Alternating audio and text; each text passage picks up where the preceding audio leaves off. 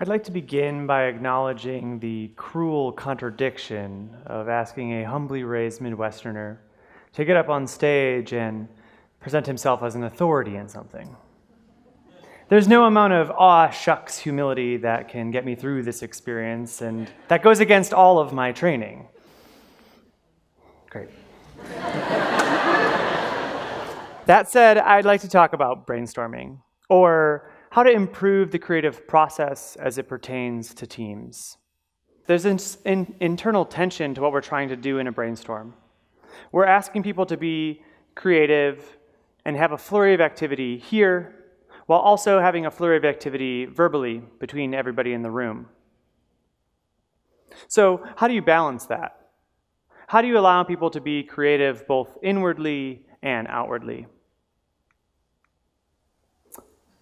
For the answer, I would like to turn our attention to America's most trusted source of truth, The Onion.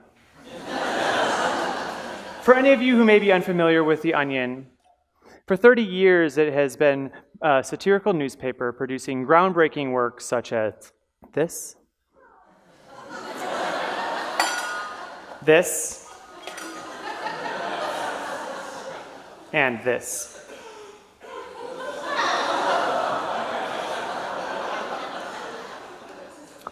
The Onion has grown into a comedy institution, the likes of The Simpsons or Saturday Night Live, but it never began that way. The Onion published its first issue 30 years ago this very month, in August of 1988, in Madison, Wisconsin.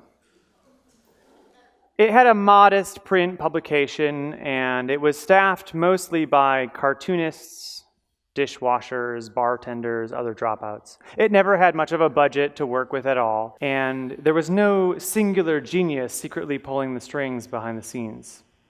The Onion grew to what we know it to be today because these original staffers created a devastating voice and the perfect process for maintaining it.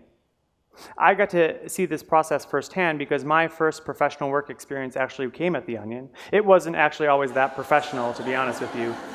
But it was my first work experience. And when I worked there, my job was to manage the process. So what I'd like to do is share with you how that process works, and then some things I've learned subsequently, why it works so well, and how others can learn from it. To understand how The Onion works, you need to know that every story begins as a single headline. It is their clearly defined unit of brainstorm measurement. There is no general call for ideas. There is a call for 15 headlines. From there, if this represents our staff of writers and they're creative, so let's make that a little more clear by giving them all hats. Great. Thank you. You might have this image in your head of all of them over-caffeinated around a messy table. But actually, the Onion process begins with everybody apart.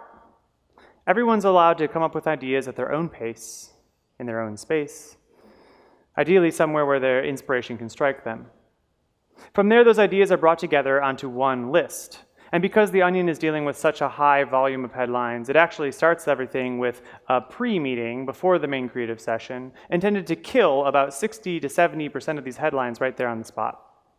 This can be a ruthless thing to endure as a creative, but it's ultimately in service of the meeting. When everybody comes together, you're dealing with only the best ideas.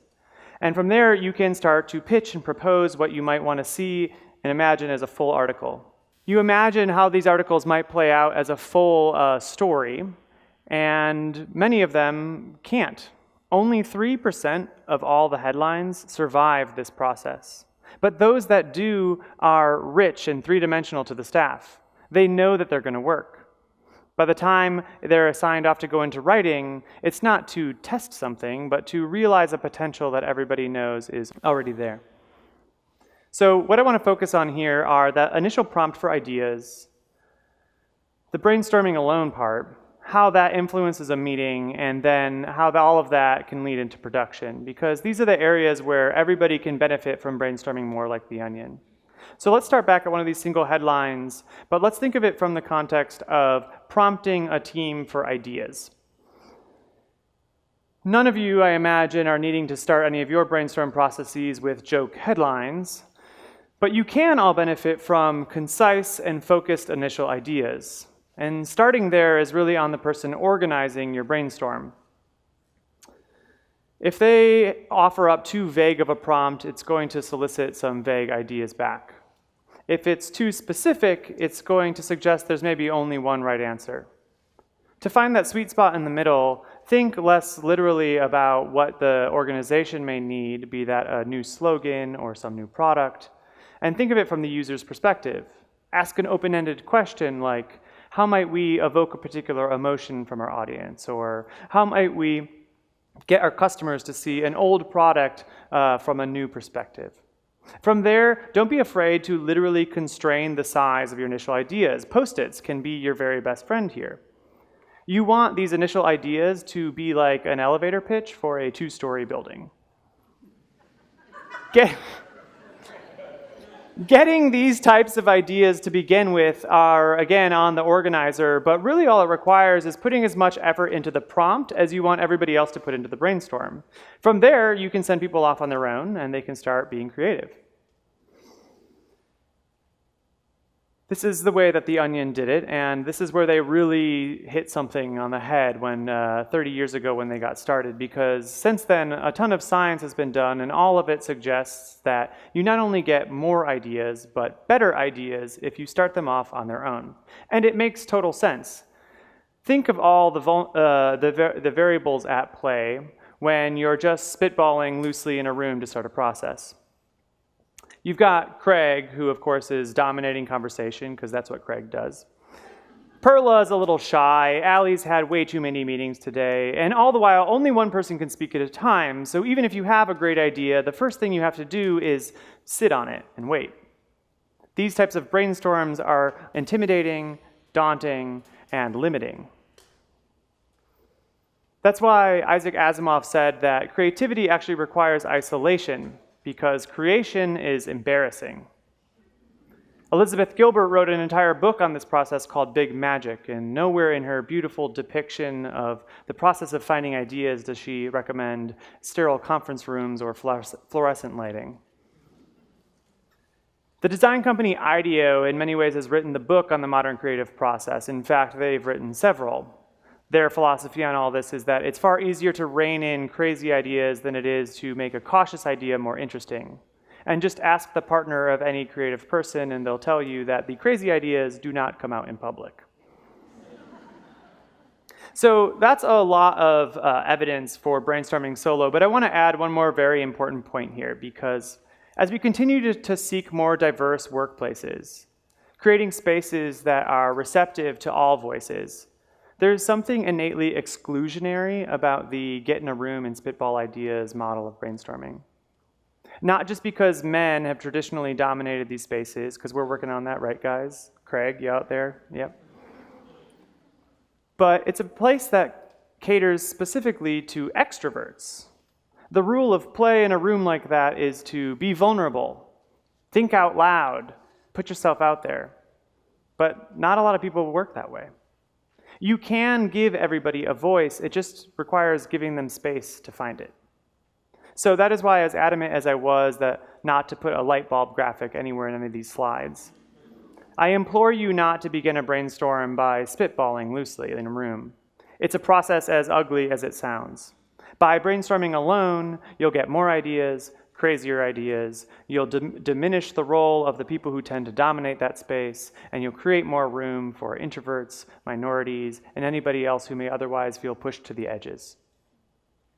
And that is all in service of setting up the meeting. It can be great. This is what we love, right? But there are two more important caveats for meetings if you want to take this approach to brainstorming. The first comes back to that company IDEO I mentioned before. They have this mantra of embrace failure.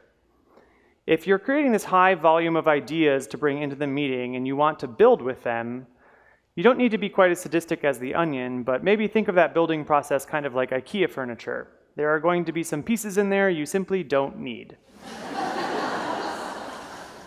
This also reduces preciousness among your team, which is another important thing and leads to caveat number 2. And this is another thing that the Onion always does, and I implore you to steal. And that is to detach ideas from their creators. We've all experienced how personal feelings or a personal history, your relationship with Craig, can negatively impact any process. By detaching the idea from the creator, you're eliminating some of that personal history. And number 9 on the list, or that posted up in the top corner, it's not your best friend's idea. It's not Craig's idea. It's just an idea. So all that in mind, we get to the meeting, the fun part. This is what we love. But if you follow all of these steps, you've set yourself up for success. I don't really need to tell you how to do this part. Just listen to each other, collaborate, be respectful.